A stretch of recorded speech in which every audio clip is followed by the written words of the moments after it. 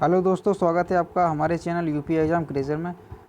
दोस्तों, अभी जो वैकेंसी निकलने वाली है यूपी राजस्व निरीक्षक की, यानी कि कानूनगो की जो वैकेंसी निकलने वाली है, तो उसकी क्या योग्यता होगी और उसका वेतन कितना होता है, प्रमोशन कैसे होते हैं, प्रीवियस ईयर की कट ऑफ कितनी गई थी, कितनी वैकेंसी निकली थी, तो इस सब पर आज हम डिस्कस करेंगे।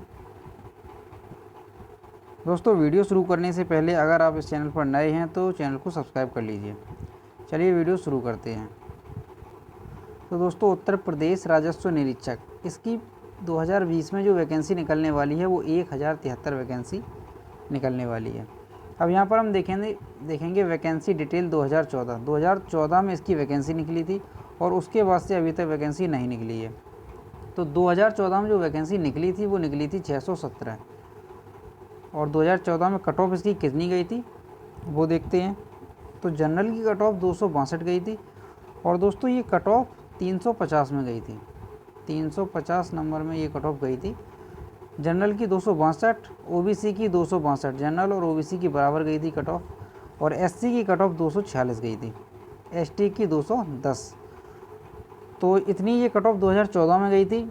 और इस बार कट ऑफ कितनी जा सकती है तो वो हमने कैलकुलेशन की है और उसके हिसाब से कट ऑफ इस बार 280 के लगभग कट ऑफ जाएगी।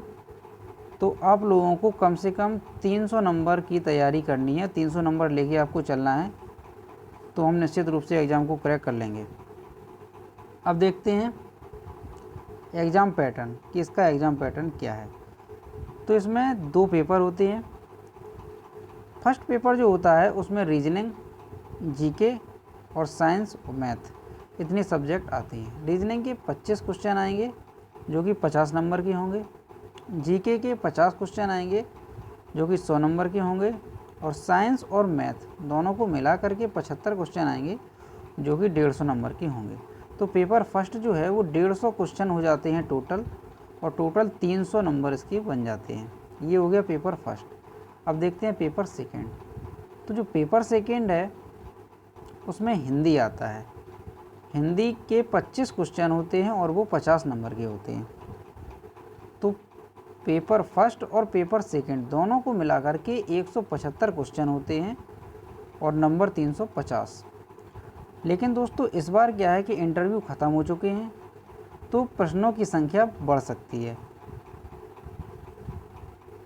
और इसमें दोस्तों एक नई चीज़ और ये है कि इसमें ईडब्ल्यूएस रिजर्वेशन 10% लागू रहेगा। पहले ईडब्ल्यूएस रिजर्वेशन नहीं था, लेकिन इस बार इसमें ईडब्ल्यूएस 10% रिजर्वेशन लागू रहेगा। अगली है सैलरी, किसकी सैलरी कितनी होती है। तो दोस्तों सबसे पहले तो ये जो जॉब है वो ग्रेड पे 2800 यानी 2800 ग्रेड पे की पोस्ट होती है।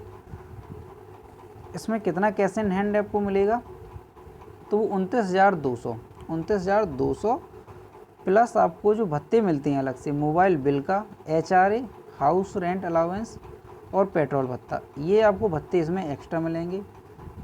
तो ये तो हो गई आपकी सैलरी। अब देखते हैं कि इसके प्रमोशन कैसे होते हैं।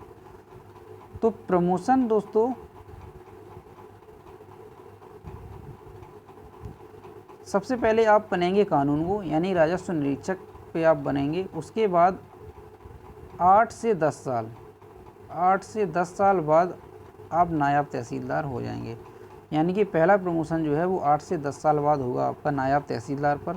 और नायब तहसीलदार के बाद लगभग 8 से 10 साल, क्योंकि 8 से 10 साल बाद ही प्रमोशन होते हैं, तो नायब तहसीलदार के बाद 8 से 10 साल बाद आप तहसीलदार हो जाएंगे।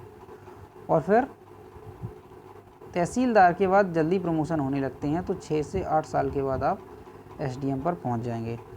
तो दोस्तों अगर आप कम एज में कानूनगो पे ज्वाइन करते हैं, 22-23 साल में या 23-24 साल में अगर आप कानूनगो पे ज्वाइन करते हैं तो आप एसडीएम तक पहुंच सकते हैं, इसके चांसेस हैं। ठीक है दोस्तों, ये तो हो गए प्रमोशन। अब देखते हैं इसकी क्वालिफ़िकेशन कि इसकी क्वालिफ़िकेशन क्या रहेगी। तो कॉमर्स अथवा अर्थशास्त्र में स्नातक, इसमें जो क्वालिफ़िकेशन है वो कॉमर्स में अथवा अर्थशास्त्र में आपकी ग्रेजुएशन होनी चाहिए। तो ये इसकी क्वालिफ़िकेशन है। दोस्तों यही सारी बातें थी जो हमने आज इस वीडियो में कवर की। वीडियो अगर पसंद आया हो तो इसे लाइक कीजिए, शेयर कीजिए और चैनल को सब्सक्राइब कीजिए। Thank you.